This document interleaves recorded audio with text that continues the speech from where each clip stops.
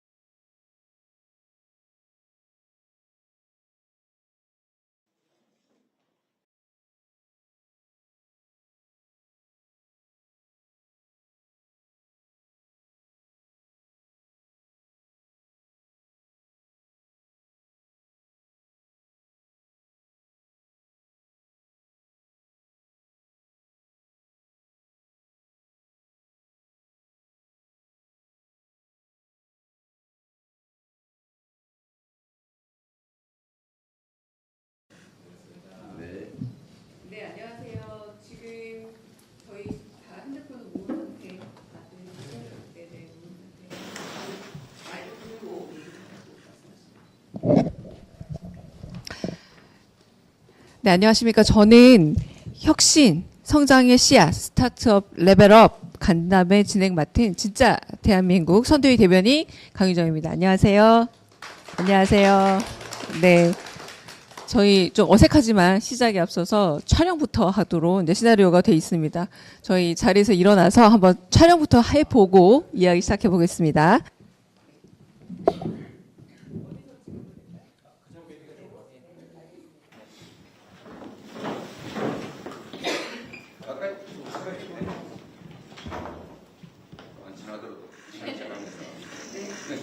그리고 파이팅 하면서 한번 찍어보겠습니다. 파이팅! 네, 충분히 장님 촬영 다시 하겠습니다.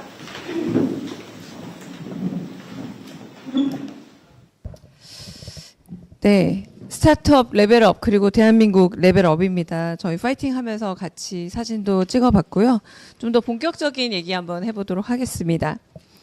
대한민국이 세계를 주도하는 K 이니셔티브 그 중심에 창의적인 아이디어와 획기적 기술력 가진 바로 오늘 모이신 스타트업들이 있습니다. 특히 요즘은 소셜 벤처로서 이윤만 아니라 바로 사회적인 가치, 사회 문제 해결에도 힘쓰는 그런 윤리적인 스타트업들이 늘어나고 있는데요. 오늘 이 자리에서는 이재명 후보님과 함께 대한민국 혁신 성장에 씨앗을 뿌리고 계신 스타트업 대표분들의 고충, 이야기, 경청해보는 시간 갖도록 하겠습니다. 우선 참석자분들 소개해드리겠습니다. 오늘은 이곳에 초대된 손님이십니다. 이재명 더불어민주당 대통령 선거 후보님 힘찬 박수 부탁드립니다.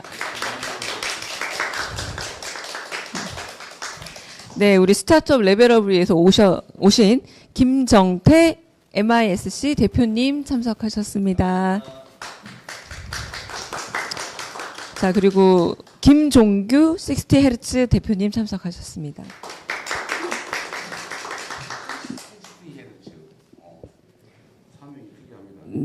네, 송인혁 유니크 굿 컴퍼니 네, 대표님 참석하셨습니다. 자, 윤석원 AI 웍스 대표님 참석하셨습니다. 네, 김희정 커넥팅 더 닷스 대표님 참석하셨습니다. 네, 이렇게 바쁘신 가운데 참석해 주신 모든 분들께 먼저 감사 인사 드리고요. 그럼 먼저 이재명 더불어민주당 대통령 선거 후보님이 말씀 있겠습니다.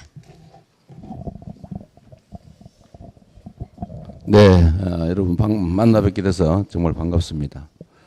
주로는 소셜 스타트업, 소셜 벤처들, 그러시군요. 공익적 기여를 목표로 하는 사업을 하시는, 네, 특별한 의미가 있는 것 같아요.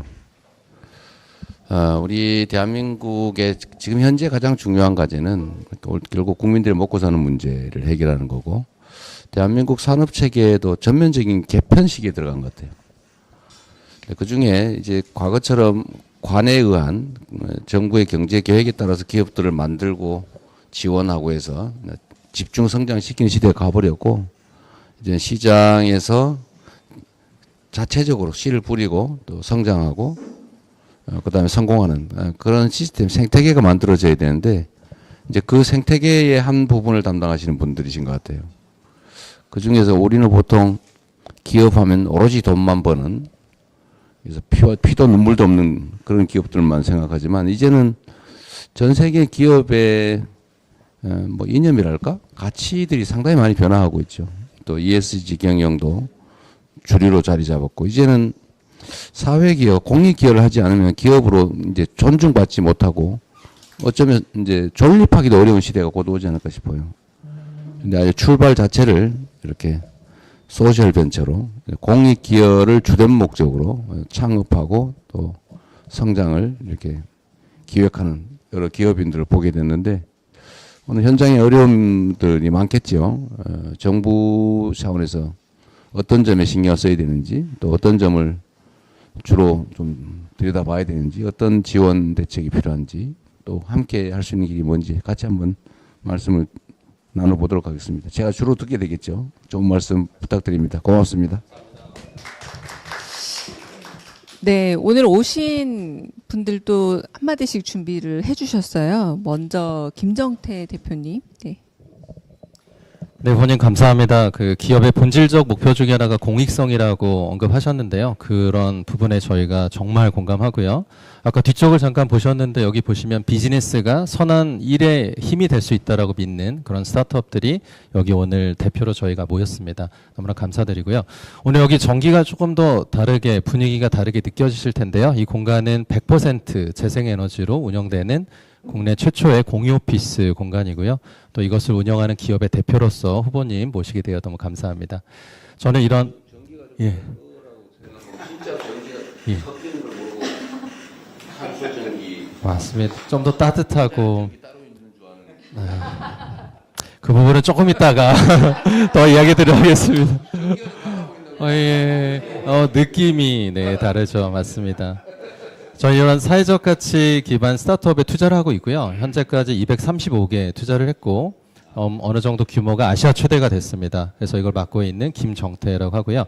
저는 오늘 후보님께 이런 창의적이고 혁신적인 국가를 고민하시기 때문에 한 3가지 제안 빠르게 드리겠습니다. 첫 번째는 해외 순방 때 경제사절단에 소셜벤처를 꼭 끼워주시는 거 어떨까 말씀드립니다. 선진국과 개발도상국 모두에서 사회적 가치는 정말 중요한 아젠다가 되는데요. 기업이 돈을 벌기 전에 그 나라에 어떻게 기여할 것인지에 대해서 관심이 많기 때문에 꼭 그 부분을 고민해 보시면 좋을 것 같고요. 선진국이든 개발도상국에서는 그런 사회적 가치 기반으로 비즈니스를 많이 하기 때문에 뭐 그런 부분들 고민해 주시면 좋을 것 같습니다. 예를 들어서 내년이 한국 프랑스 수교 140주년인데요. 뭐 그런 기회도 프랑스에서 소셜 비즈니스를 너무나 중요하게 보기 때문에 저는 기회가 될 거라 보고요. 경제사절단 내 소셜 벤처가 품격을 높여드릴 것 같습니다. 두 번째는 사회적 가치를 시장 메커니즘 속에서 활성화할 수 있는 방법들이 굉장히 많은데요. 세계적으로 이것을 세액공제권, 세액공제거래제도라고 하고 있습니다. 미국에서는 2022년에 친환경 세액공제권을 거래하는 거가 시작이 됐는데요. 이것 때문에 LG라는 많이 아시는 한국의 기업은 작년에만 6,700억 원의 친환경 세액공제를 거래해서 이익을 만든 적이 있습니다. 만약 우리가 이렇게 한국에서도 할 수 있다면 정말 많은 대기업, 중소기업, 소셜벤처들이 각자가 사회적 가치를 창출하고 그렇게 해서 얻게 되는 세금 감면의 혜택의 일부를 현재 할인해서 판매를 하게 되면요. 이것을 사는 기업들은 세액 감면의 혜택도 받고, 두 번째는 환경에 대한 사회적 가치에 기여하는 부분이 있을 것 같습니다. 네, 세액공제권입니다. 그래서 맞습니다. 마지막 세 번째는 그 지역에 관심이 많은 걸로 알고 있는데요. 지역에 많은 투자와 펀드를 만드실 때 소셜벤처에 전용하는 펀드를 꼭 생각해 주시면 좋을 것 같습니다. 제가 얼마 전에 후쿠오카를 다녀왔는데요. 후쿠오카 시장님이 많은 기업들이 도쿄로 다 이전을 하는데 남아있는 기업을 봤더니 대부분이 사회적 기업과 소셜벤처라는 거죠. 그것 때문에 후쿠오카 시장님은 후쿠오카를 소셜벤처의 수도로 만들자라는 비전을 선언했는데요. 사실상 지역에서 일자리를 창출하고 많은 필요들을 채우는 많은 사회적 기업 소셜벤처가 지역에 나오는 펀드에 정말 집중할 수 있도록 도와주시면 감사하겠습니다. 네. 뭐 다 듣고 하면 좀 그렇고 그냥 네. 네네네. 네네. 청문회는 아니니까 잘 모르더라도 이해하시고. 경청이니까요. 네네. 일단 해외 순방 때 주로 대기업 대표들만 가는데 중소기업은 모르겠지만 하여튼 소셜 벤처나 소셜 비즈니스 대표자를 좀 같이 가게 하자. 네, 기회를 주시면 적극적으로 진짜 검토해 보겠습니다. 사회적 가치 세액 공제권 거래소, 거래 허용 아니면 거래소. 맞습니다. 세 공제 거래 제도를 도입하자 그 말이겠죠. 맞습니다. 세 공제권을 거래하는 것까지 거래 제도가 가능합니다. 아주 재밌는 필요한 것 같아요. 지역 투자 때 소셜 벤처나 사회적 기업에 지원을 많이 해라 그 말인가요? 그게 지방 균형 발전에 오히려 도움될 거다 그 맞습니다. 말인가요? 지역에 많은 투자가 들어가는데요. 소부장, 소재부품 제조 같은 장비 외에도 지역에 일자리를 창출하는 사회적 기업 소셜벤처에게 주목적으로 투자하는 펀드가 더 많아졌으면 좋겠습니다. 알겠습니다. 좋은 의견 같습니다. 네. 아까 이름이 재밌다고 말씀하셨던 60Hz 김종규 대표님 말씀도 들어보겠습니다. 네. 네, 안녕하십니까. 에너지 IT 회사 60Hz 대표 김종규입니다.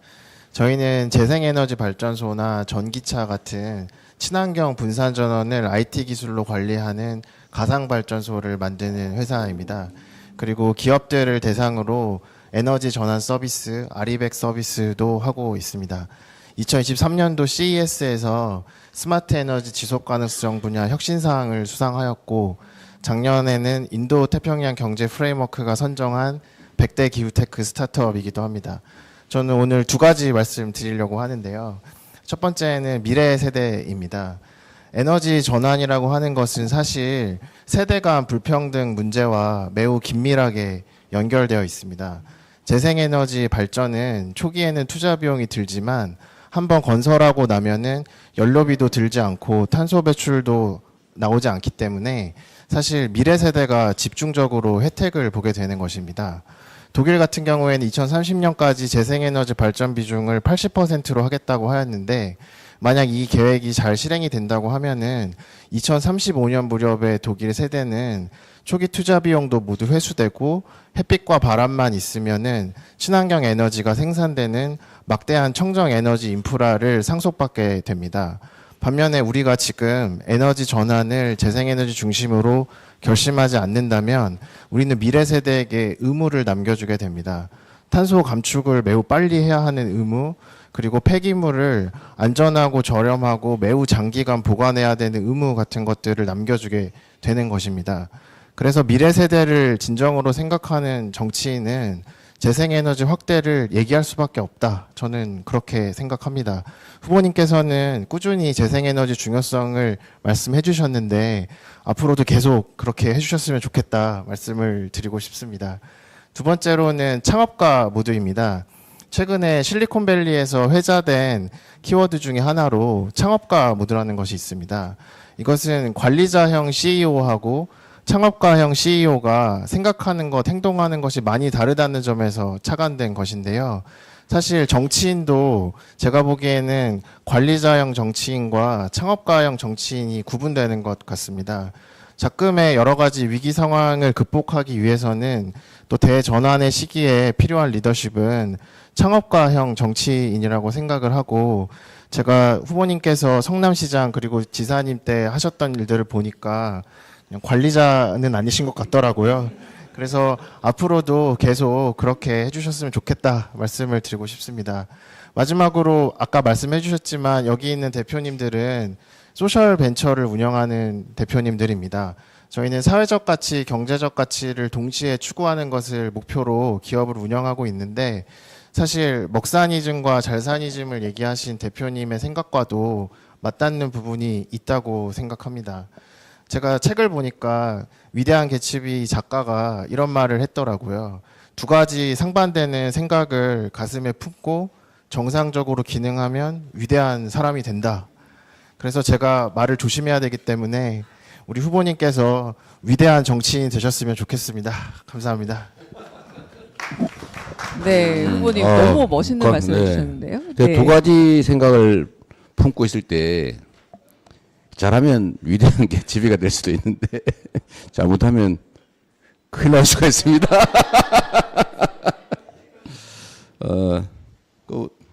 그 얘기는 한번 해주시겠어요? 가상 발전소를 연구, 운영 뭐 이런 걸 하시는가 본데 그 일부에서 전기가 그 재생 전기가 따로 있고 원전 전기 따로 운영되는 줄 아는 사람들이 있어요. 그 나중에 좀 설명 한번 해주세요. 제가 하면은 또 거짓말을 해볼 가능성이 있어서. 한번 먼저 하시죠. 전기란 다 섞이는 거다. 그리고 여기가 아리백 그 건물인데 제가 들어오면서 물어봤거든요. 이거 자체 생산으로 도저히 이걸 다 감당이 안 될 텐데. 그래서 어떻게 재생에너지 100% 건물이라고 할 수 있냐. 근데 탄소 배출권을 구매해서 하고 있다는 건데 이제 요 얘기를 하면 일부에서 그 전기가 재생에너지인지 아닌지 어떻게 하냐 이럴 가능성이 있잖아요. 그때 간단히 설명 한번 해주십시오. 간단히 설명하기가 굉장히 어렵지만 한번 해보겠습니다. 아니, 이해하기 그분도 이해할 수 있게. 네, 일단 전기라고 하는 것은 기본적으로 빛의 속도로 움직이는 것이고 저장이 되는 것이 아닙니다. 그러다 보니까 말씀하신 것처럼 석탄화력, 원자력, 재생에너지, 전기를 물리적으로 구분하는 것은 불가능하고 생산 위치를 추적을 해서 어떤 발전원으로부터 전기를 공급받는지 상호 인정하는 형태로 전기 거래가 이루어지고 있습니다. 그래서 말씀하신 것처럼 원자력 따로 재생에너지 따로 그렇게 전기가 있는 것이 절대로 아니고 빛의 속도로 움직이는 전기라는 것의 특성을 이해하지 못한 데서 오는 오해다 말씀을 드리고 싶고요. 그리고 재생에너지를 거래하는 방식은 국제적으로 크게 4가지 방식이 있습니다. 가장 쉬운 거는 발전소를 직접 짓는 게 있겠고, 두 번째로는 발전소랑 직접 계약하는 방식이 있고, 그리고 세 번째로는 재생에너지 공급 위치를 추적을 해서 인증서 거래를 하는 방식 같은 것들이 있습니다. 마지막으로 한국전력이 마련한 녹색요금제를 이용한 방식이 있습니다. 모든 글로벌 기업들은 이 4가지 재생에너지 조달 방식을 조합을 해서 아리백을 하고 있고, 한국도 이 4가지 방식을 조합을 해서 기업들이 아리백을 하는 것입니다. 따라서 이러한 거래 방식이 발생하게 된 이유를 잘 생각을 해보면 아까도 말씀드린 전기라는 것의 물리적 특성으로 인해 거래 방식이 그렇게 생길 수밖에 없는 것인데 마치 이것을 오도해가지고 원자력 발전소로부터 전기선을 뽑아서 이 건물에 꼽아야 된다. 재생에너지 발전소로부터 전기선을 뽑아서 이 건물에 꼽아야 된다. 그런 식으로 생각하시는 분들이 있는데 그것은 잘못 생각하고 계신 것이고 무지의 결과다 이렇게 말씀드릴 수 있습니다. 제가 이제 정치를 하는 사람이니까 더 간단하게 이 또 단순화하면 또 그걸 꼬투리 잡을 가능성이 있는데 검수하면 제가 예를 한번 들어볼게요. 수돗물은 한강물을 원수로 한 수돗물 또는 그 금강을 원수로 하는 수돗물이 계통이 달라 그죠? 수온이 달라 그래서 이거 물이 다릅니다. 근데 전기는 섞여버리 생산하는 순간에 전력선에 인입되는 순간에 다 똑같은 전기가 돼버리죠. 구분이 안 되기 때문에 아까 말씀하신 대로 대한민국의 재생에너지가 9%가 생산이 된다. 그럼 9% 분량만큼을 거래하는 거죠. 양으로 하는데 추상적이죠. 그러니까. 그래서 그거를 그 중에 9% 중에 내가 1%를 쓰겠다고 하면 그 추가 비용을 주고 그걸 쓰는 걸로 치는 거죠. 예. 근데 그게 꼭 그 재생에너지 라인이 별도 있는 건 아니에요. 그죠? 맞습니다. 저희가 아까 그 언급하신 4개 중에 세 번째 방법으로 특정한 곳에서 나온 재생에너지를 구매한다라는 조건으로 산 건데요. 저희는 제주 한전 전선이 들어오는 맞습니다. 예. 어쨌든 그걸 좀 이해하라고 한번 해봤고요. 가상 발전소도 사실은 이해를 잘 못하는 경우가 있는데 그것도 아주 간단하게 대중이 이해할 수 있게 이게 사실은 재생에너지 사회에 제일 중요한 게 그 에너지 저장 시스템하고 가상 발전소잖아요. 이 두 가지가 핵심인데 간단하게 알아들을 수 있게 아무 설명 한번 해주세요. 네, 기존의 석탄화력이나 원자력 중심의 세상에서는 큰 발전소가 몇 개 있는 상황이라고 말씀드릴 수 있는데 재생에너지나 전기차 같은 것들이 중심이 되는 세상에서는 작은 발전소가 굉장히 많이 있게 됩니다.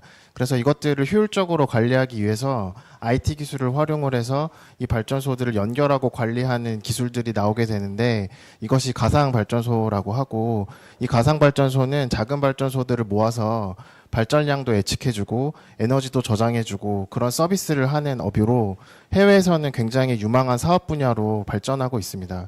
따라서 에너지 전환 과정에서 발생하는 여러 가지 문제들은 기술로 극복할 수 있고 선진국에서는 그런 사례들이 이미 있는데 너무 두려워할 것이 아니라 저희가 더 빨리 전환을 가속화해야 된다 생각하고 있습니다.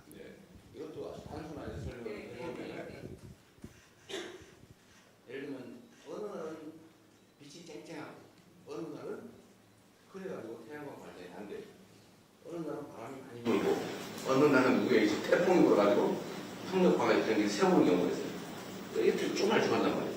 이거를 다 예측을 해가지고 아 태풍이 시작된다. 그러면 저기 태양광 발전도 어떻게 될 것 같다. 예측을 해가지고 그러면 화력 발전소를 잠깐 가동하자. 네, 이런 걸 자동으로 조절을 해주는 거죠. 그 가상 발전소 맞습니까? 맞습니다. 그리고 제가 독일에서 좀 살다 왔는데 그때 유럽에서 재밌는 일이 하나 있었습니다. 무슨 일이 있었냐면은 일식이 있었습니다. 네, 일식이 있었는데 일식이라고 하는 거는 유럽 전역의 태양광 발전소가 동시에 꺼지는 극한적인 상황이지 않습니까? 근데 그때도 유럽에서는 블랙아웃 같은 게 발생하지 않았습니다. 따라서 미리 대비하고 관련 산업이 육성이 되고 서비스가 준비가 되면은 이런 문제들은 극복할 수 있는 문제인데 너무 과장된 위기를 조장하는 그런 것들이 있는 것 같습니다. 상상을 못해서 전국의 모든 이 에너지원을 다 전국의 모든 전기 배터리를 쓰는 자동차 이것도 맨날 빼쓰기만 하지만 갑자기 전국의 전기가 확 줄어들면 전기 가격이 확 올라갈 거 아니에요? 그러면 충전되어 있던 내 차의 전기를 팔 수가 있죠. 꽂아가지고 비싸게. 지금 전에는 200원에 내가 충전했지만 400원에 팔 수 있는 상황이 되면 그 400원을 파는 거죠. 근데 이게 한 대면은 말이 안 되지만 이게 수백만 대가 다 연결이 되어 있으면 그 순간에 충전하고 있거나 놀고 있는 전기차에서 뽑아서 파는 시스템이 자동으로 만들어지는 그런 거를 가상 발전소에서 통제하는 거죠. 이걸 모르는 사람들이 있어서 제가 얘기하는 거예요. 네. 맞아. 네. 간단하게 앞으로 안 하겠습니다. 네. 열 안 빠지고. 알겠습니다. 아까 얘기를 근데 재밌었습니다. 일타 강사 자, 같으셨어요. 네. 일단은 지금 말씀하신 것 중에 미래 세대에게 빚을 넘기지 말아야 된다. 이건 진짜 중요한 개념 같아요. 저는 이 생각 못 했는데, 우리가 미래 세대에게 부담을 주니까 연금도 어떻게 하자 이런 논란들이 있잖아요. 뭐, 그 훌륭한 문제 지적인데, 원자력 발전소 같은 시스템에 과도하게 의존하게 되면 이제 그 폐기물을 다 후손에게, 그 다음에 그 부담을 다 넘기는 거잖아요. 근데 말씀하신 것처럼 태양광 발전이나 재생 발전을 하면 몇 년 지나면 다 원가를 회수하고 나중에는 부담을 전혀 전가하지 않을 수 있다. 그러니까 미래에게 떠넘기지 말아야 된다. 그 말씀이신 것 같아요. 관점이 아주 좋으신 것 같습니다. 창업자, 관리자 모두는 이것도 재밌는 발언 같아요. 좋은 생각이시고요. 정치인들한테 이게 진짜 필요합니다. 관리는 행정가들이 하면 되거든요. 근데 정치를 하는 사람들이 자기가 행정가를 변모해버리는 경우가 있어요. 특히 대통령, 시장 이런 사람들은 원래는 행정가가 되면 안 되거든요. 행정가를 지휘하는 창업자형 이렇게 돼야 되죠. 근데 최고의 행정가가 돼버리면 발전이 없죠. 좋은 생각이십니다. 좀 노력할게요. 그렇게 봐주시니 감사드리고요. 개츠비 네, 좋은 말씀. 네. 네. 피츠제럴드의 말씀을 인용하신 걸로, 네, 개츠비가 아니라, 네, 네, 문학 전공이다 보니까, 네, 개츠비를 쓴 피츠제럴드의 말이다. 왜냐하면 개츠비는 결론이 안 좋아서 저는 네 피츠제럴드 말만 듣겠습니다. 세 번째 유니크 굿 컴퍼니 손인혁 대표 말씀도 한번 들어보겠습니다. 네. 저희는 이제 일종의 컨텐츠 분야를 하고 있는데요. 어떤 거냐면 게임을 하고 있습니다. 근데 게임이나 우리 보통 컨텐츠 하면 디지털을 생각하시잖아요. 온라인에서. 근데 최근에 문화 컨텐츠 쪽은 이런 컨텐츠 예를 들어서 옛날에 그 이휘재시 나오는 그래 결정했어 실력 선택하는 같은 이야기가 달라지는 인터랙티브 구조라고 하는데 이런 그 선택하는 것에 따라 이야기가 달라지고 나에 의해서 이야기가 흘러가는 방식을 이런 형태의 컨텐츠를 하고 있는데요. 근데 재밌는 거는 기존의 그 선형적이고 시청하는 콘텐츠들 이제는 기존에 그냥 읽고 시청하는 콘텐츠들이 지금은 기술이 더해져서 이제 게임처럼 할 수 있는데 네. 근데 여기에 이제 공간이 만나면서 완전히 새로운 산업이 발전하고 예를 들어서 이제 혹시 옛날에 읽고 듣고 시청하는 데서 내가 행동하고 참여하는 거를 그래서 뭐 예를 들어서 뭐 갑자기 전화가 와서 전화를 받았더니 너는 감시되고 있어 어디 그 순간 이렇게 되잖아요. 그런 것들이 이제 기술이 더해져서 현실 공간에서도 진짜 리얼한 경험을 할 수 있도록 하는 오늘 오후부터 내일 아침까지는 시작이다. 그렇죠. 어디 와 이렇게 하면 공전화에서 기다려가면 공전화에서 쉽지 않군요. 공중전화가 전화가 울리고 이러면 그 순간부터 우리는 이미 영화 속 주인공이 되잖아요. 그래서 그게 지역이랑 어떤 공간이랑 만나면서 엄청난 산업이 되고 있는데 그런 형태를 리얼 게임이라고 부르고요. 온라인 게임과 대비해서 리얼 게임이라고 하는데 네. 혹시 옛날에 그 마피아 게임 해보신 적 있는지 모르겠는데 그 범인을 찾는 대화형 게임이 있거든요. 이렇게 보드 게임처럼 하는 게 있는데 그걸 JTBC에서 이제 크라임씬이라고 예능으로 만들었는데요. 우리나라에서는 이제 강력한 팬덤이 있는데 우리나라에서 시청용 콘텐츠로 끝났어요. 근데 이걸 중국에서 판권을 사가지고 어떻게 했냐면 이렇게 테이블에 모여 앉아서 그 각자 배우가 되는 것처럼 이제 뭐 네가 몇 시에 어디 갔지 하면서 추궁을 하면서 이제 미스테리 추리를 하는 게임으로 발전을 해서 지금 어느 정도로 성장했냐면 이제 이런 중국에서 쥐번샤라고 부르는데요. 쥐번샤 시장이 매장이 전국에 45,000개가 생기고 시장 규모가 작년 한 해면 9조가 넘었거든요. 네. 맞습니다. 3대 엔터테인먼트, 오프라인 엔터테인먼트가 됐는데, 그들도 그런 걸 하면서 한 이야기가 결국 이 원천은 다 한국의 IP라고 이야기를 하거든요. 근데 우리는 거기서 그냥 방송만 하고 끝나는 거예요. 근데 이게 공간을 결합을 하니까 어떤 일이 생기냐면, 지역에 버려져 있는 공간들이, 사실 우리는 흥미로운 스토리가 중요한 거지, 공간이 낡았냐, 새거냐는 전혀 중요하지 않거든요. 이야기가 더 중요하잖아요. 네. 그래서, 네, 맞습니다. 네, 맞습니다. 이따 좀 드리면 더 재밌는 이야기가 있는데, 그러니까 저희가 이제 이런 거를 누구나 약간 로블록스, 온라인에서 하는 로블록스 게임처럼 누구나 현실 공간에서 이런 인터랙티브 게임들을 만들어서 현실 공간에서 함께 놀 수 있는 걸 만들면 좋겠다라고 해서 저희는 저작 도구를 만들어서 곡성 말고도 이미 저희가 전국 100개가 넘는 지역에서 이렇게 게임을 유통을 하고 있는데요. 저희 이 메리히어라고 하는 그 아리백 건물의 2층에 보면 저희가 70평짜리 작은 공간이 있는데요. 그냥 보면 미스테리 호텔 같은 컨셉의 세트장인데 여기 그냥 빈 공간이었거든요. 근데 여기가 연간 15만 명이 돈을 내고 오는 곳이 되고요. 그리고 이제 버려진 곳에 흥미로운 게임들을 만들었을 때 사람들이 쏟아져 나오는데 예를 들면 지사님 근무하셨던 예청사 기억하시죠? 거기가 이제 청사 이전하면서 좀 굉장히 좀 어려운 상황이었잖아요. 근데 거기에 저희가 도청. 네, 그래서 거기에 아예 세계 최대 규모의 집객 이벤트를 열어서 작년 1월에 세계 기네스북에 등재가 됐습니다. 그래서 지자체 최초의 기네스북 기록에 등재가 될 정도로 결국 공간이 낡고 버려지는 문제가 아니라 그곳에 사람들이 즐길 수 있는 스토리가 있으면 사람이 얼마든지 몰려온다는 걸 입증해 보이고 있고요. 네. 그래서 이 분야가 세계적으로 40조 이상 규모로 성장했는데 반면에 웹소설 웹툰도 잘 되고 있지만 사실 시장 규모 1조 원 정도 규모잖아요. 그러니까 이제는 공간이랑 지역 공간이랑 만나면 엄청난 시너지가 일어나고 그래서 우리가 보통 영화, 드라마, 예능 이런 것들이 오히려 지역의 공간, 해외의 공간이랑 결합을 했을 때 그야말로 새로운 문화 콘텐츠 산업이 될 수 있다고 보고 저희는 그 사업을 하고 있습니다. 그래서 저희는 리얼월드라고 하는 이름으로 이런 리얼월드, 현실 세계라는 뜻을 버추얼이 아니라 현실 세계를 가지고 증강현실, AI, 뭐 챗봇, 전화 송수신 이런 것들이 결합돼서 진짜 영화 속 경험이 되게 만들어주는 그런 걸 누구나 만들어서 할 수 있도록 하는 일들을 하고 있는데요. 좀 드리고 싶은 이야기는 어떤 거냐면 우리 지역에도 보면, 그러니까 저희도 이 지역을 하면서 전국에 100개 넘는 지역이 있고 저희의 컨텐츠가 이 야외 기준으로 시장의 97%를 차지하고 있을 정도로 이제 지배를 하고 있는데 문제는 뭐냐면 사실 지역에 이런 컨텐츠가 입혀지고 그것에서 그 지역에 있는 분들 공공이든 민간이든 수익을 계속해서 만들어갈 수 있는 생태계를 만들어야 되는데 우리나라 공공은 어떻게 되냐면 다 그냥 공간을 조성하는 돈 어마어마하게 들이고 그런 다음에 좀 컨텐츠 뭐 없어요 이런 상황이거든요. 사실 컨텐츠가 경험을 규정하는 건데 우리 웹소설, 웹툰, 영화는 다 그렇죠. 껍데기를 만들어 놓고 여기에 틀어놓으면 영상을 틀어놓으면 사람들이 온다? 전혀 아니거든요. 그렇죠.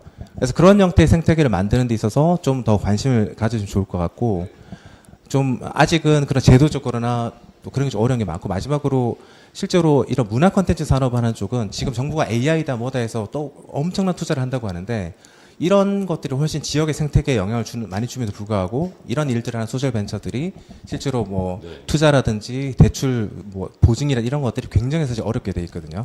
이런 게 열리면 저는 거꾸로 우리 IP를 가지고 한국은 물론 이게 세계를 지배할 수 있는 그런 세상이 온다고 생각합니다. 제가 아주 각별히 관심 있는 영역인데, 그러니까 우리 대한민국의 이제 산업을 대대적으로 재편해야 되는데, 이제 그 중에 이제 AI 첨단 기술 산업 분야, 그거 뭐 너무 당연한 거고, 그거 뭐 피할 수 없는 거니까요. 그 다음에 재생에너지로 전환하는 거. 그 다음에 제가 세 번째 제일 중요하게 지금 관심 가지고 하겠다고 공언한 게 문화산업이죠. 근데 문화산업은 사실은 좀 막연하긴 한데, 이거는 지역 균형 발전이나 지방 발전이라는 아이템에도 상당히 부합하는 것 같아요. 이거 각별히 한번 관심을 가져볼 필요가 있을 것 같습니다. 네. 어쨌든 결국은 이제 문화산업은 창작 지원, 투자, 개발, 인력 양성 뭐 등등인데, 지역 자원 개발이라는 측면도 상당히 의미가 있어 보입니다. 재밌네요. 이거 뭐예요? 이게 뭡니까?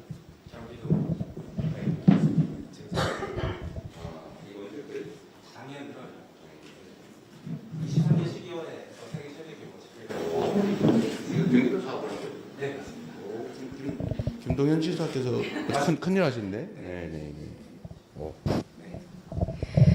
네, 저희가 이제 점점 흥미로워진 얘기이기 때문에 나머지 두 분 말씀도 얼른 들어봐야 되겠습니다. AI웍스 윤석원 대표님 말씀도 들어보겠습니다. 네. 네, 안녕하세요. 저는 방금 소개받은 윤석원이라고 합니다.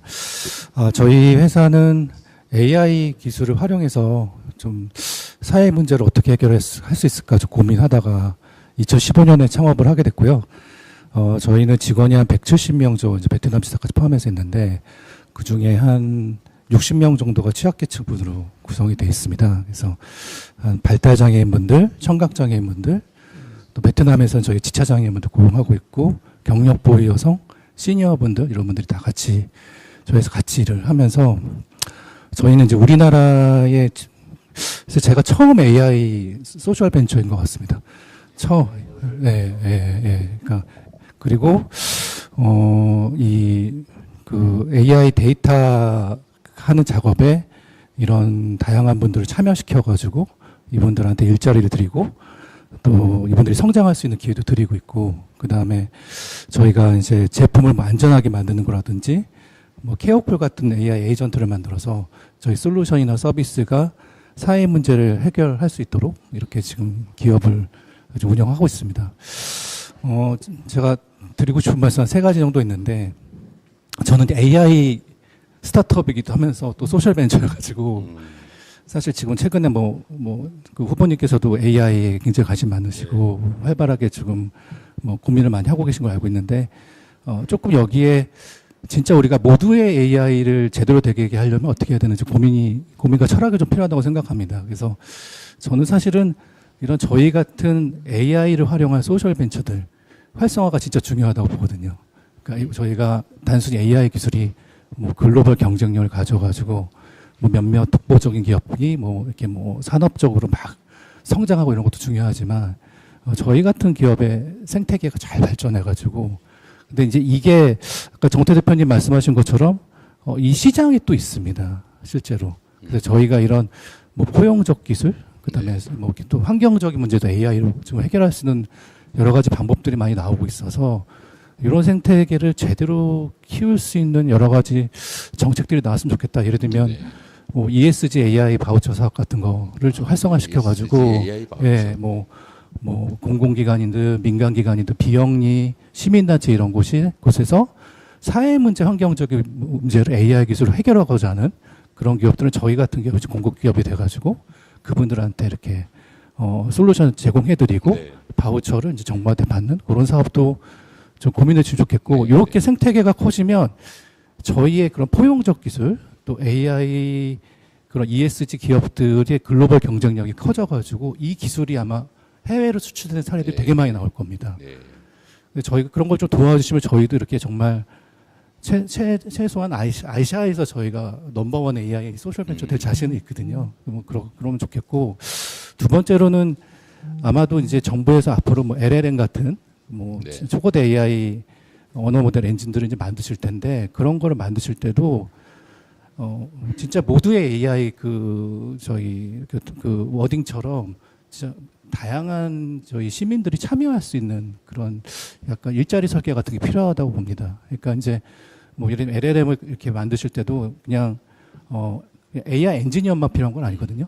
거기에 뭐 데이터를 수집하고 가공하고 검사하고 이런 분들을 또 취약계층분들 되게 잘할 수 있습니다. 그래서 그런 장애인분들이나 특히 시니어분들 같은 경우는 베이비 부머 세대들이 또 지금 좀 앞에 노후가 좀 걱정이 많이 되시잖아요. 근데 이런 분들의 장점은 자기 전문 분야에 대한 도메인 지식을 되게 많이 갖고 계십니다. 그러니까 이런 분들이 LLM의 어떤 데이터 작업에 참여하면서 본인들이 갖고 있는 지식을 LLM으로 이렇게 저희가 학습시킬 수 있도록 그런 직무 설계를 해준다면 또 어떻게 보면 또 일자리 안정망 같은 문제도 동시에 저희가 해결이 될 수 있을 것이다. 저 생각을 하고 마지막으로는 이 LLM을 이제 어떤 방식으로 저희가 만들 것이냐. 이것도 뭐 너무 특정 기업이 주도해서 그 기업의 어떤 사적 이익으로 이렇게 개발을 하는 것보다 공익적인 방식으로 하면 좋겠다는 생각을 하게 됩니다. 그러니까 이제 예를 들면 뭐 공익법인이나 공익기업 같은 곳에서 여러 기업과 또 뭐 학계나 또 이렇게 뭐 정말 제야의 실력자들이 모여가지고 다 힘을 합쳐서 이런 모든 사람들이 공유제처럼 갖다 쓸 수 있는 LLM 같은 거를 만드는 게 되게 중요합니다. 그래서 이런 오픈소스 기반의 생태계를 활성화시켜 주시고 그런 거를 정부에서 많이 지원을 해 주셔야 이게 오픈소스 기반 이렇게 선순환이 이루어지거든요. 안 그러면 이제 이게 LLM이 또 특정 기업한테 또 이렇게 종속되고 결국에 그 기업이 뭐 처음에는 오픈소스처럼 이렇게 저희가 좀 개방하면서 마치 이렇게 오픈 이노베이션 하는 것처럼 하겠지만 종국에는 본인들의 또 이익을 위해서 좀 그런 라이센스 정책도 바꿀 수 있고 그렇기 때문에 뭐 그런 오픈 소스 기반의 공익적인 방식의 LLM 개발 그러려면 조금 뭐 그러니까 공익 기업이나 공익법인 같은 이런 곳에서 LLM 개발을 주도해도 좋겠다. 뭐 그런 생각도 좀 해봐서 좀 말씀드리게 됐습니다. 뭐 여러 가지 좋은 말씀 주셨고요. 어쨌든 인공지능 소위 뭐 소버린 AI라고 보통 우리 부르잖아요. 각 국가 단위의 독립적인 거대 언어 모델을 개발해야 된다. 뭐 이거 불가능하다는 사람도 있는데 해야죠. 우리 독자성을 가지고. 근데 그럴 때 이걸 이제 주체를 어떻게 할 거냐. 국가 공공 부문이 하면 효율이 떨어질 거고 민간이 하게 되면 독점의 문제가 발생하고 그 두 가지 장점을 잘 섞어야 되겠죠. 이제 그럴 때 사회 취약계층 이런 부분들도 좀 같이 참여하면 좋겠다 그 말씀 같아요. 좋은 지적이십니다. 뭐 다 좋은 말씀이셔서 저희가 잘 챙기도록 하겠습니다. 그리고 전에 이제 저는 그런 우려점들을 이제 해소를 해야 되는데 대표적인 케이스가 전에 우리 왜 마스크 공급 시스템을 만들 때 5일밖에 안 걸렸다고 그러잖아요. 근데 그게 이제 정부에서 공공 발주를 해서 지금 한 6개월에서 1년 걸렸을 거예요. 그런데 그건 이제 민간에게 기회를 주고 그러니까 민간의 그 참여를 다 이끌어내서 그 자체적으로 해서 5일 만에 만들었다고 하더라고요. 근데 아주 훌륭하게 마스크 공급 시스템을 그때 만들었는데 그런 역량들을 잘 활용할 필요가 있겠어요. 그런 방식이나. 네. 오래 기다리셨습니다. 커넥팅 더 자츠 김희정 대표님 말씀 들어보고 그리고 오늘 이제 후보님 말씀도 대답 좀 들어보겠습니다. 네. 안녕하세요. 아이돌봄 서비스 째깍 악어를 운영하고 있는 커넥팅 더 다츠 대표 김희정입니다. 째깍 악어는 이제 앱을 통해서 내가 필요한 공간과 시간으로 아이돌봄 선생님을 부르면 아이를 돌봐주고 또 그게 꼭 가정뿐만이 아니라 뭐 상업시설, 아파트 커뮤니티, 호텔 이런 혹은 기업의 어떤 공간에서도 아이돌봄이 필요할 때 이제 서비스를 제공하고 있는 그런 육아 스타트업입니다. 약 32만 명 정도의 부모님 회원과 20만 명 정도의 선생님 회원들이 이 서비스를 고도화하면서 이제 잘 활용하고 계시는데요. 한 10년 전쯤에 저도 육아와 일을 병행하는 게 너무 힘들어서 이 문제를 좀 어떻게 기술로 해결할 수 없을까라는 생각으로 창업을 했고요. 하지만 여전히 이 육아 돌봄 공백과 여성의 경력 단절 그리고 저출생 문제까지 이 문제는 해결이 되지 않고 오히려 심화되고 있는 점이 참 안타깝게 생각합니다. 최근에는 이 돌봄이 육아에만 국한되지 않고 어르신 그리고 또 반려동물도 이제 어떻게 보면 가족이다 보니까요. 이제 아파트 층간 소음이 아이가 아니라 강아지 짖는 소리가 될 정도로 심각한 사회 문제의 조짐이 사실 또 보이고 있고 이렇게 좀 돌봄을 확장하고 있는 스타트업입니다. 민간 자본시장에서 약 300억 정도의 투자를 유치를 하면서 나름 이 기술과 혁신성을 인정받으면서 또 부모님들 그리고 각 지자체들도 저희한테 협업을 굉장히 많이 요청하고 이렇게 사업을 하고 있는데 오늘 좀 요청드리고 싶은 거는 한 3가지 정도인데요. 먼저 제가 투자를 유치하거나 이런 자본시장에서 가장 많이 받는 질문이 아이가 줄고 있는데 시장이 주는 거 아니냐. 자본시장에서 할 수 있는 시장성에 대한 질문이죠. 그리고 두 번째는 정부도 돌봄을 하는데 정부랑 경쟁을 하냐. 이런 질문. 어떻게 보면 사회적 기업들이 가장 많이 받는 질문입니다. 정부와 영역이 겹치는데 경쟁이냐.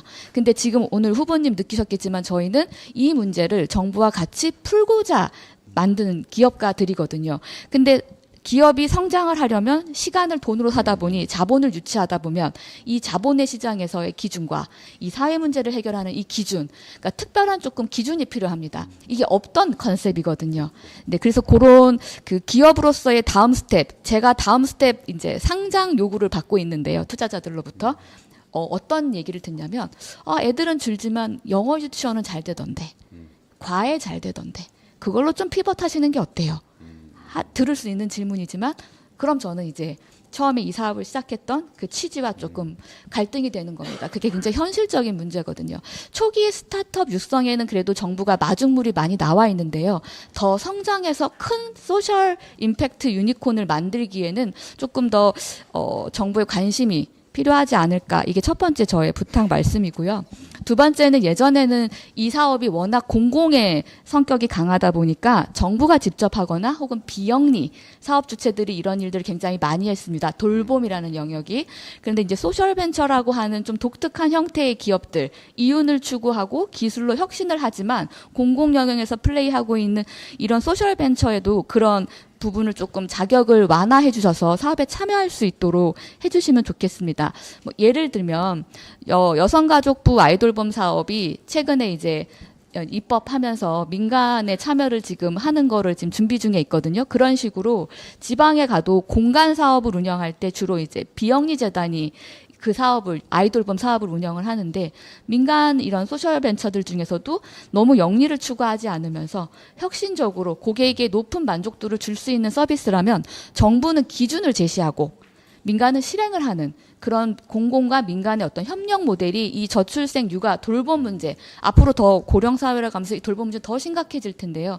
이런 혁신을 하는 소셜 벤처들이 참여할 수 있도록 같이 협력하는 구조를 좀 만들어 주셨으면 좋겠다라는 게 두 번째 제 부탁 말씀이고 세 번째로는 이 돌봄 수요자 입장에서 저도 사실 돌봄 수요자입니다. 아이를 키웠고 최근에는 저희 아버지가 이제 장기 요양보험 등급을 받으시면서 네, 어르신 돌봄에 대한 그걸 느끼는데, 굉장히 많은 지자체가 요즘 최근에 우후죽순으로 지자체만의 돌봄 사업을 많이 합니다. 중앙 정부도 하고요. 그런데 이 실제 이용해야 되는 수혜자는 무슨 서비스가 나한테 가능한지 알 수도 없고요. 신청을 하고 싶어도 디지털 취약계층이나 이런 분들은 더 어렵고요. 그래서 좀 한 곳에 모아서 시간이 걸리시더라도 내가 내 정보를 입력하면 내가 받을 수 있는 혜택, 복지 이런 것들이 칸막이 행정이 되지 않도록 좀 중앙 정부에서 통합해서 좀 해주시면 수혜자분들도 굉장히 좋은 복지를 체감하실 수 있을 거라고 생각이 됩니다. 네, 제가 네. 너무 따다다닥 말씀을 드렸나요? 아니요. 감사합니다. 제가 저도 뭐 여러 아이디어들이 좀 떠오르는데 그 마지막에 말씀하셨던 거 있잖아요. 정보 부족. 그러니까 소위 복지 시책의 사각지대. 그러니까 얼마 전에도 익산이었던가요? 그러니까 지원 대상자인데 본인들이 모르거나 또는 신청을 했는데 뭐 절차가 복잡하거나 뭐 이래가지고 지원을 못 받다 보니까 결국 모녀가 극단적 선택을 했다고 하잖아요. 그런 경우가 참 많아요. 누군가가 이제 극단적 선택을 하고 막 시끄러워져서 분석을 해보면 지원 대상자인데 왜 지원을 안 해줬지? 뭐 의료 지원이든 뭐 생계 지원이든 주거 지원이든 뭐 온갖 지원 제도 있잖아요. 근데 이 사람이 지원 대상자인데 그 지원을 못 받고 결국은 정말 살기 어려워서 극단적인 선택을 하잖아요. 이거 정말 황당한 일이거든요. 그러니까 국가에서 이 지원 정책을 가지고 있는데 몰라서 혜택을 못 받는다. 그래서 사실은 대안이라면 대안, 새로운 시대, 정말 산업 생산력이 엄청나게 높아지는 미래 시대, AI 시대에는 소위 그래서 이제 기본 사회라는 구상을 우리가 하는 거죠. 꼭 왜 신청을 해야 되냐? 기본적으로 다 해주고 필요한 사람 안 쓰면 되지. 똑같잖아요. 그런데 그건 지금은 또 어려우니까 그 중간 단계로 사실 이런 고려를 해야 되는데 제가 경기도지사를 할 때 제가 이제 그 원시적인 생각을 한번 해봤어요. 아니 뭐 내가 장애인인데 어떤 장애인 대책이 있는지 알 수가 없다. 내가 소득이 끊어졌는데 어떤 소득 지원 정책이 있지? 내가 주거 지원이나 이런 거, 또 의료 지원, 아니면 뭐 취업 지원, 아니면 금융 대출 지원, 뭐 온갖 거 있잖아요. 그거 아는 사람만 쓴단 말이에요. 그래서 이거를 책자를 만들어서 집집마다 하나씩 나눠주자. 이걸 참 원시적인 생각이죠. 그러니까요. 그러니까 너무 말이 안 되니까 몰라서 사람이 죽는다. 이건 있을 수 없는 일이라서 전 나름대로 이제 선진적 사고로 다 만들어서 집집마다 주자. 돈 얼마 드냐 했더니 막 엄청 들더라고요. 그래서 못했어요. 그러니까 돈도 많이 들고 또 그 선관위에서 기부행위라고 그러는데요. 그런 거 무료로 주니까 그냥 거의 기부행위랑 도저히 납득이 안 되던데 문제는 예산도 많이 들고 집집마다 어떻게 주냐 그거를 주는 것도 문제더라고요. 근데 그 문제를 간단히 해결할 수 있는 게 사실 지금 말씀하신 거잖아요. 뭐 앱을 만들든지 각자가 이재명 60 몇 년 어떤 때 딱 치면 지원이 쫙 뜨는 거죠. 예. 그리고 또 여기서 한 발 더 나가면 김희정 선생님 귀하의 자녀는 무슨 장애인이기 때문에 국가에서 이런 게 하는데 상황을 보니까 요새 그 지원을 받으셔야 될 것 같습니다. 이렇게 알려준다던데 알려줄 수 있잖아요. 물론 개인정보에 관한 문제가 보호 문제가 좀 있겠지만 그게 아니면 뭘 그거 알려줘요. 그냥 바로 와서 지원해 주면 되죠. 이 집에 보니까 전기가 끊어졌어요. 전기 요금을 못 내. 수도 요금을 안 내고 있어요. 집세도 밀렸다고 해요. 그러면은 자동으로 이 사람에 대한 복지 정책은 지원이 가능한 따다닥 있으면 그래가지고 그거를 입금을 시켜주든지 띵동 눌러서 음식을 갖다 주든지 원래는 그래야 되는 거잖아요. 근데 그게 지금은 과거에는 공무원들의 업무량이 늘어나니까 못했는데 저처럼 이제 책으로 만들어주려니까 안 됐는데 지금 김희정 씨 말씀을 들어보면 요즘 인공지능 기술이나 디지털 기술로 얼마든지 할 수 있을 것 같아요. 네네. 얼마든지 할 수 있고 거기다 이제 AI 기술을 조금만 결합을 하면 판단까지 해가지고 우리 송민혁 씨는 사업을 하시는데 이거 정부에서 대출을 좀 이렇게 얼마에 어떤 조건으로 가장 유리한 얼마를 받을 수 있음. 뭐 딱 이렇게 띵동 알려주고 보고 어떻게 알았지? 이래가지고 이러면 사실 사회 효율성이 엄청 올라갈 것 같아요. 좀 훌륭하신 거. 그럴 것 같아요. 저는 그러니까요. 그러니까요. 이제 전 복지 정책은 특별히 정말 필요할 것 같아요. 제가 오직 답답하면 그 책자 만들어서 나눠줄 생각이었는데, 네. 그러니까 그때도 사실 기술은 있었을 텐데 제 생각을 잘 그것까지 못 미친 거죠. 오늘 얘기를 들어보니까 아주 훌륭한 생각입니다. 제가 좋은 아이디어를 얻어가지고요. 이거 꼭 한번 해보고 싶네요. 뭐 이거 만들어서 다른 나라에 팔면 되죠. 그럼요. 네. 그거 들고 한번 얘기해 보십시오. 네. 선물 같은 경우도 그냥 전화해서 안부 묻는 게 아니라 후보님 말씀하시는 것처럼 그 필요한 복지 혜택을 설명해주고 네. 케어해서 원래 이렇게 그러니까. 간담회가 끝날 때쯤 되면요. 말이 막 이렇게 의견이 막 다들 폭발하지. 몸도 풀리고 머리도 풀리고 입도 풀려서 정말 좋은 말씀 많이 나옵니다만 저희가 벌써 시간이 조금 그래요? 지나서 오버됐어요? 네. 그러니까 마지막으로 저희 후보님 말씀 좀 정리 말씀 좀 들어보고 네. 또 다른 기회에서 한 번 더 뵈면 좋겠다 그러게요. 싶을 정도로 정말 좋은 말씀 많이 들었습니다. 네. 아이디어나 필요한 정책, 저는 이제 앞으로 사실 저한테 기회가 주고 좀 그러려고 하는데, 뭐 그전에도 그랬지만, 공무원들과 아까 얘기한 행정 책임자, 뭐 대통령이든 도지사든, 이게 인식 능력이 한계가 있잖아요. 세상의 모든 문제를 잘 알지 못하거든요. 이제는 민간 역량이 공공 영역의 역량보다 훨씬 뛰어난 시대가 됐어요. 과거에는 공공 영역의 역량이 제일 뛰어났어요. 우리 산업화 단계. 이제는 민간 영역의 역량이 훨씬 뛰어나기 때문에 사실은 이제 완전히 행정의 방향을 바꿔야 됩니다. 근데 이게 안 돼요. 그러니까 소위 규제, 그다음에 제한, 또 생각의 한계 이런 것 때문에 이런 좋은 생각들을 정부에 적용을 해가지고 마스크 공급 시스템 만들듯이 사실 정부 행정을 일신하면 정말 정부가 효율화될 것 같아요. 비용도 많이 줄고. 그래서 우리가 이제 AI 전담 뭐 수석 이런 것도 좀 둘 생각이고, 또 AI 관련된 지금도 있어요. 인공지능위원회가 있는데 그 거의 활동을 안 하거든요. 이제 그런 걸 좀 활성화해야 된다는 생각이 들긴 하던데, 정부 효율화 측면에서 정말 중요한 일일 것 같고 산업 발전에 도움이 될 것 같고요. 또 이게 그 소셜 벤처 스타트업들에게 기회를 주는 것이기도 하고, 요즘 뭐 소셜 유니콘 뭐 이런 거 하나 만들자고, 뭐 애기 유니콘 뭐 이런 거 만들면 뭐 그런 거 하자고. 저는 가능성이 있다고 생각해요. 우리가 새로운 길을 한번 열어봤으면 좋겠고요. 아까 하신 말씀 중에 이게 그러니까 개인이 기업이 이윤을 목적으로 사익을 목적으로 열심히 활동하는 영역, 소위 시장 경제 영역, 이건 잘 발달해 있죠. 정부의 공익을 위한 공공 영역, 이게 이제 분리가 돼 있었는데 이 경계가 점점 애매해지고 있죠 지금. 그리고 중간쯤에 지금 김희정 씨 같은 분들이 활동하는 거잖아요.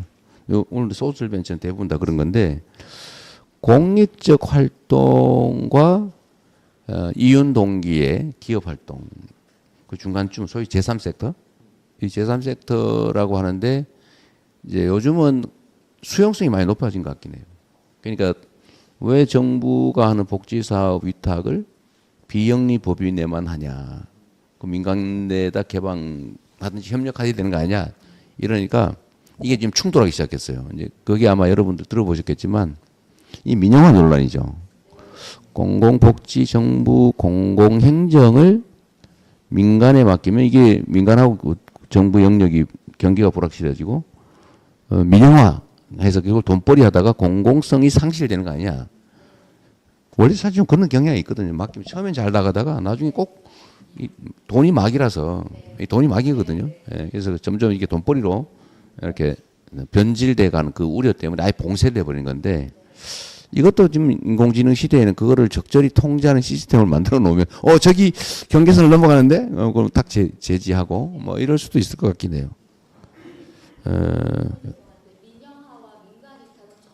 물론 지금도 민간 위탁은 많이 하죠. 근데 위탁을 하는데 거기를 비영리에게 맡기잖아요.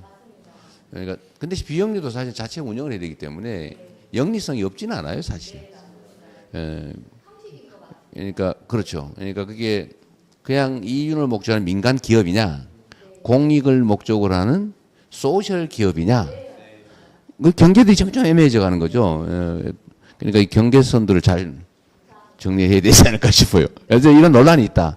그러니까 이 말씀은 일리는 있으신데 복지 수혜자나 이제 복지 정책 종사자들 입장에서 이거 나중에 통째로 정부가 넘어가는 거 아닐까.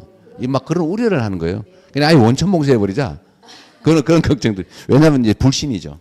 예, 불신. 네. 어쨌든 그런 불신들을 넘어서서 신뢰하고 선을 넘으면 통제하고 관리할 수 있는 시스템을 잘 갖추면 가장 효율적인 공공행정 이게 민간의 사업 아이템으로도 기능하고 또 고용도 늘리고 뭐 그런 사회로 같이 가면 좋겠습니다.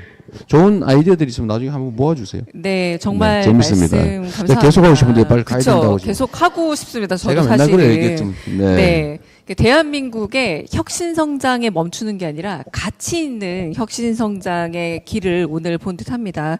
이것을 오늘 모든 순서 아쉽지만 마치도록 하겠고요. 함께해 주신 여러 고귀한 의견을 주신 우리 대표님들 매우 감사하고 그리고 우리 후보님의 의견도 매우 좋은 의미가 되어서 순환들이라 여겨집니다. 오늘 함께해 주신 여러분 모두 감사합니다. 오늘 순서 여기서 마치겠습니다. 감사합니다.